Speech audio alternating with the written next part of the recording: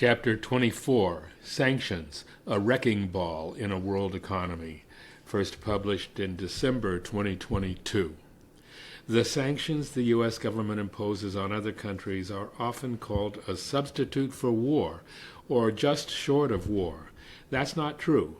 They're war, a key element in the hybrid war waged against most of Eurasia, much of Africa, and part of Latin America. Joe Biden says he doesn't want World War III, but look again. Regime change war through sanctions is ongoing now against Russia, China, Cuba, Venezuela, Nicaragua, Zimbabwe, and more than 36 countries who together make up about a third of the world population.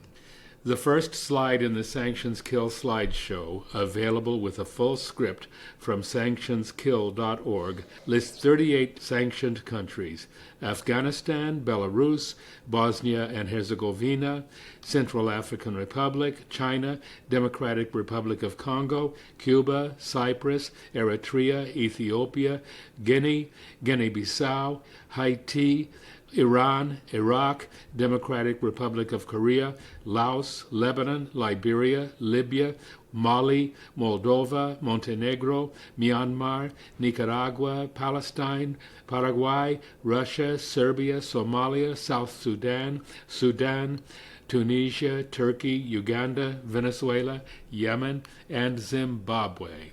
That's the list as of September 2022. U.S. sanctions on these countries are indeed a wrecking ball, as this crucially important anthology demonstrates well. But they're also a boomerang that is devastating Europe and rapidly surging into the lives of people at home.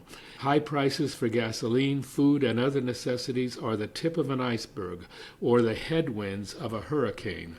Much worse is headed our way. We need this book to understand what's coming and get ready. We need the explanations and background to really understand what's happening. And we need the Sanctions Kill toolkit with its excellent script and full-color slides to spread the word. As the slideshow says, U.S.-imposed sanctions are basically economic warfare used to strangle countries that don't kowtow to U.S. dictates. They devastate economies by cutting off access to credit and trade, investment, and much more. That may sound like the sanctions are aimed mainly at governments and businesses in target countries, but they strangle people too, crippling food production and distribution, cutting off medicine and medical supplies, energy, and transportation. Embargoing Cuba, for example. The U.S. embargo of Cuba is a good example. Imposed in 1962 following the revolution that brought Fidel Castro to power, the embargo is designed to isolate Cuba and make its economy scream so the people there might rise up and overthrow their government. The United States not only bars trade or financial transactions by U.S. companies, but also punishes other countries and companies that trade with Cuba. Cubans are famous for keeping classic 1950s American cars running. That's a tribute to Cuban ingenuity, but it doesn't change the fact that for over 6 decades, the economic blockade has deprived Cuba of nearly $1 trillion. That's conservative, of course, since the damage to people's lives is incalculable.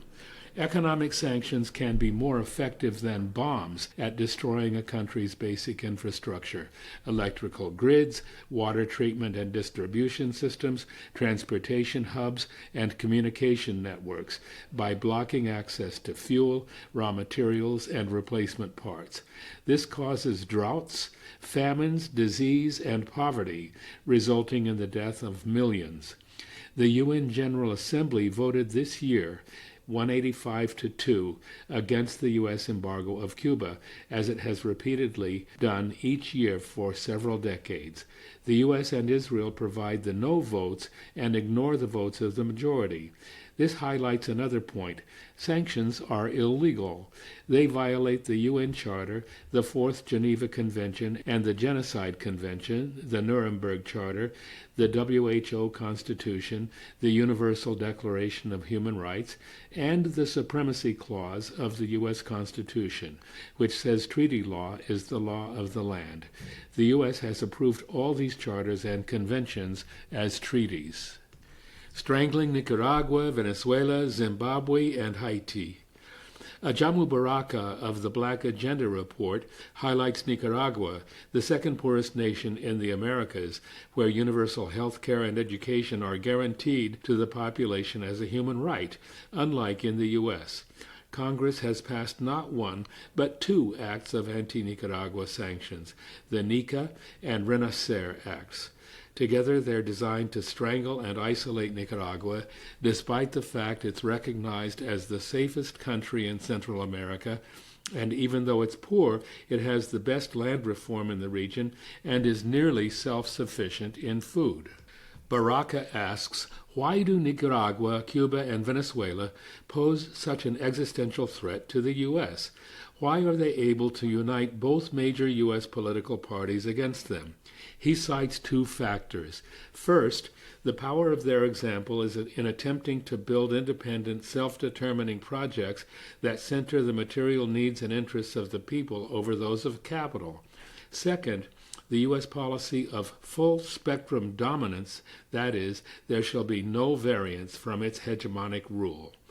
The same is true for Zimbabwe, a landlocked country just north of South Africa, which instituted a land reform program that took back property seized by British colonists centuries ago. Zimbabwe's crime was violating the human rights of the colonizers. Zimbabweans won their independence in 1980, but over 80% of the arable land was still held by settlers who were less than 5% of the population. The government of Robert Mugabe returned most of it to Zimbabweans who had fought for it. The U.S. responded by designating Zimbabwe as, quote, a threat to national security, and has used sanctions to strangle it. Haiti is also targeted for punishment. Its crime might be that its people finally elected a democratic leader, Jean-Bertrand Aristide, instead of the dictators and puppets the U.S. had imposed on them for decades. It wasn't enough for the U.S. to merely kidnap Aristide in 2004 to get him out of power. The Haitian people have continued to protest and rebel against the starvation policies and dictatorial rulers imposed on them by the U.S. The U.S. uses sanctions as part of its toolkit of permanent control. But there's another side to the story. While we often hear Haiti is the poorest country in the hemisphere, it is also the most exploited manufacturing hub in the Americas and is being touted as the manufacturing Taiwan of the Caribbean, according to Tamanisha John of Black Agenda Report. Notably, the report says U.S. corporations use Taiwan to supply military and security gear to Haiti to suppress protests. Now the Biden administration is calling for yet another intervention of foreign troops for Haiti to alleviate the humanitarian crisis there. As of early December, Counterpunch reported the UN Security Council had not approved the proposal due to concerns voiced by the governments of Russia and China. On the ground in Haiti, there have been major demonstrations against new intervention of foreign troops. The best would be for the core group of the U.S., France, and Canada to pay reparations and take their knees off Haiti's neck. Using Russia to hit an awful lot of countries. When announcing sanctions against Russia, President Joe Biden said in Brussels, March 24, 2022, at a NATO press conference, the price of the sanctions is not just imposed upon Russia, it's imposed upon an awful lot of countries as well, including European countries and our country as well. We should remember this. As Sarah Flounders writes in the book's introduction, the U.S. NATO sanctions against Russia are creating unprecedented inflation, the highest in 40 years, supply chain chaos, and sharply higher costs of energy for industries, transport, and homes. The book I'm talking about, just to remind you, is Sanctions, a Wrecking Ball in a World Economy, edited by Sarah Flounders. Flounders adds, Washington is demanding that countries act against their own economic interests and enforce sanctions in which they had no voice or prior notice. How could Biden get the EU and NATO partners to go along? He issued an ultimatum. Quote, you have two options: start a third world war, go to war with Russia physically, or two, make sure the country ends up paying a price. Biden said, I know these sanctions are the broadest sanctions in history, but he added in an interview that his goal from the very beginning was to keep NATO and the EU on the same page. That's from Fox News, February 26, 2022. So in essence, Flounders writes, the U.S., through its command of NATO, is holding all of Europe hostage in order to reestablish its economic dominance and expand its military might on the continent. End quote. Can it work? Or is Biden going too far? And can he really keep the U.S.-NATO allies on the same page? So far, it's the Western European countries that are suffering a major crisis, with industries shutting down and people freezing in their homes for lack of energy. Crushing inflation is threatening to bring on a major recession. Meanwhile, the freezing and outright theft of hundreds of billions of Russian assets and cutting it off from SWIFT and Western banks has caused Russia to forge new and better economic ties with its major Asian partners, China and India. Russia is self-sufficient in grains, meats, other proteins, and in energy, Flounders writes. Its trade with China, India, Brazil, and Iran ensures its industry will not collapse for lack of spare parts. End quote. The boomerang and resistance in the global south. This is the sanctions boomerang. While the European countries and our country as well, as Biden said, are facing high inflation and economic crisis, other countries are cutting loose from the grip of the U.S. dollar.